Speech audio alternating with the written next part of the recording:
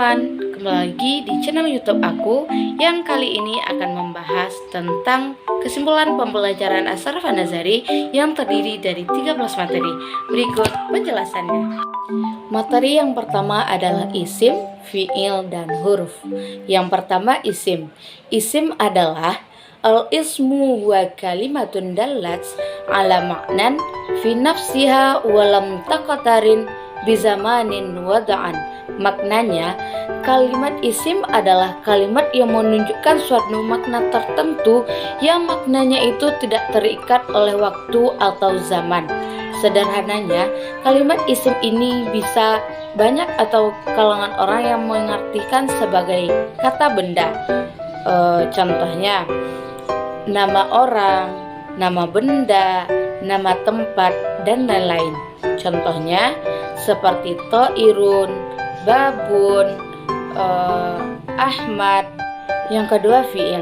Fi'il adalah al-fi'lu huwa kalimatun dallat ala ma'nan fi nafsiha wa qataranat bi zamanin wada'an. Maknanya, kalimat fi'il adalah kalimat yang mempunyai suatu makna dan maknanya itu terikat oleh zaman atau waktu.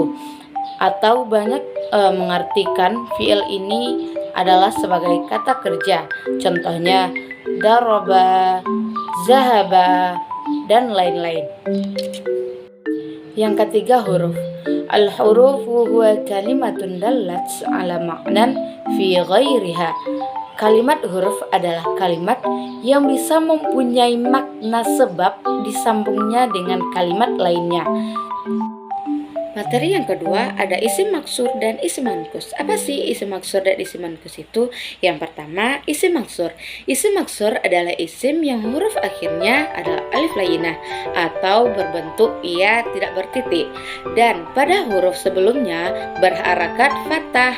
Contohnya al-fatah, al-huda, al-wusta, Musa, Isa, dan lain-lain. Nah, dari contoh di atas bisa kita lihat bahwa setiap isim maksur itu diakhiri dengan alif lainah atau berupa ya tidak bertitik. Catatan yang paling penting, tidak ada tanda-tanda yang membedakan isim maksur sebagai marfu', mansub, dan majrur. Semua tandanya terletak pada harakat dan bentuk huruf terakhirnya.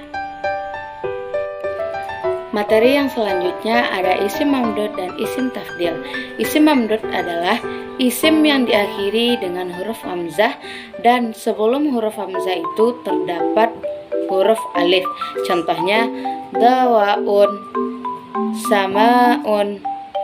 Dan isim tafdil adalah isim yang membandingkan antara dua sifat, yaitu antara sifat yang satu dengan sifat yang lain.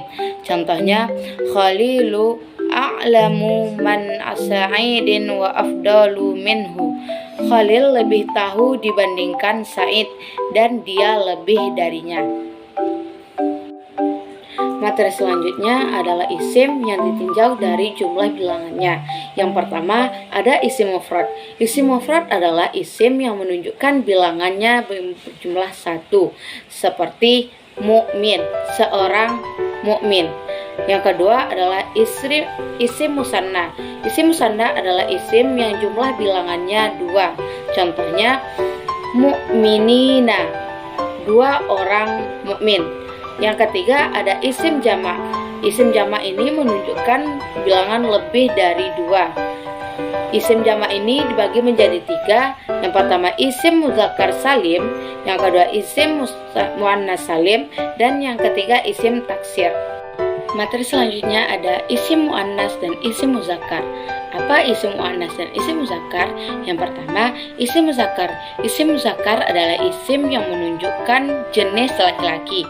Biasanya isim muzakkar ini terbagi menjadi dua, yaitu isim muzakkar hakiki yang berarti memiliki nyawa atau hidup, dan yang kedua adalah isim muzakkar majazi atau benda mati. Yang kedua adalah isim muannas. Isim muannas adalah jenis isim yang menunjukkan jenis perempuan. Biasanya isim muannas ini berakhiran dengan ta marbuthah. Materi yang keenam, ada isim jins dan isim alam. Isim jins adalah isim yang tidak mengkhususkan pada suatu individu atau maknanya masih bersifat umum. Contohnya, rojulun, laki-laki, dan imro'atun, perempuan. Nah, di sini masih memiliki makna yang umum atau tidak tertuju pada suatu individu. Isim alam. Isim alam ismu yadullu ala muayyanin bihasbi wad'ihi bila qarinatin, yaitu isim yang mengkhususkan pada satu individu. Materi selanjutnya, isim jamid dan isim mushtaq. Isim jamid adalah isim yang kalimatnya tidak diambil dari kalimat lain. Contohnya, rojulun, seorang laki-laki. Sedangkan isim mushtaq adalah isim yang kalimatnya diambil dari kalimat lain atau sesuatu yang disifati dengan suatu sifat tertentu. Contohnya, kataba, yang menulis. Yang kedelapan, pembagian fiil ditinjau dari waktu terjadinya, dibagi menjadi 3. Yang pertama fiil madi, yang kedua fiil mudhari', dan yang ketiga ada fiil amar. Yang pertama fiil madi. Fiil madi adalah kata kerja yang kejadiannya menunjukkan waktu masa lampau atau yang sudah berlalu. Contohnya, khalaqa, telah menciptakan, kharaja, telah keluar. Materi yang kedua, fi'il mudhari'. Fi'il mudhari' adalah kata kerja yang menunjukkan kejadian waktu sekarang atau masa yang akan datang. Contohnya, yakhluqu, sedang atau akan menciptakan. Yang kedua, yakhruju, sedang atau akan keluar. Fi'il yang ketiga adalah fi'il amar. Fi'il amar adalah fi'il kata kerja yang digunakan untuk menunjukkan terjadinya suatu kejadian setelah pengucapan atau disebut juga dengan kata perintah. Contohnya, udkhulu. Materi 9 ada fi'il lazim dan fi'il muta'addi. Yang pertama fi'il lazim. Fi'il lazim adalah fi'il yang tidak membutuhkan adanya objek atau dalam bahasa Indonesia disebut dengan kata kerja intransitif. Contohnya, qama Zaidun, Zaid berdiri. Hadara Muhammad, Muhammad telah hadir. Selanjutnya fi'il muta'addi. Fi'il muta'addi adalah fi'il yang membutuhkan adanya objek atau dalam bahasa Indonesia disebut dengan kata kerja transitif. Contohnya, fahima Zaidud darsa, Zaid memahami pelajaran. Materi ke-10 ada fi'il maklum dan fi'il majhul. Fi'il maklum adalah fi'il yang pelakunya disebutkan atau kata kerja aktif. Contohnya, daraba Aliyul kalba, Ali telah memukul anjing. Yang kedua, fi'il majhul. Fi'il majhul adalah fi'il yang tidak disebutkan pelakunya. Contoh, doribal kalbu, anjing telah dipukul. Jadi, perbedaan fi'il maklum dan fi'il majhul adalah kalau fi'il maklum disebutkan pelakunya, sedangkan fi'il majhul tidak disebutkan pelakunya. Materi selanjutnya ada fi'il sahih dan fi'il mu'tal. Fi'il sahih adalah fi'il yang penyusunan kata kerjanya merupakan huruf asli atau bukan merupakan huruf ilat.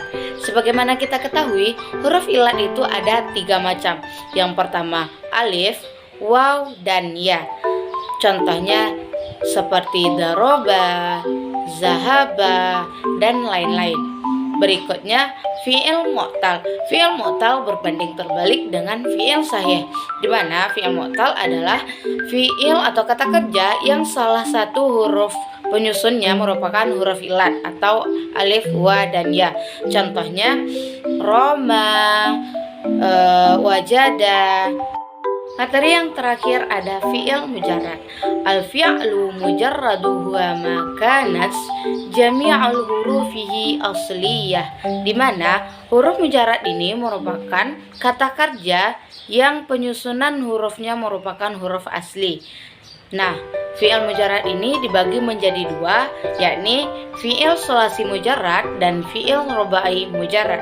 atau fiil yang kata kerjanya terdapat 3 huruf dan fiil yang terdapat kata kerjanya 4 huruf. Nah, sekian pembahasan dari saya. Semoga bermanfaat dan mohon saran serta komentarnya.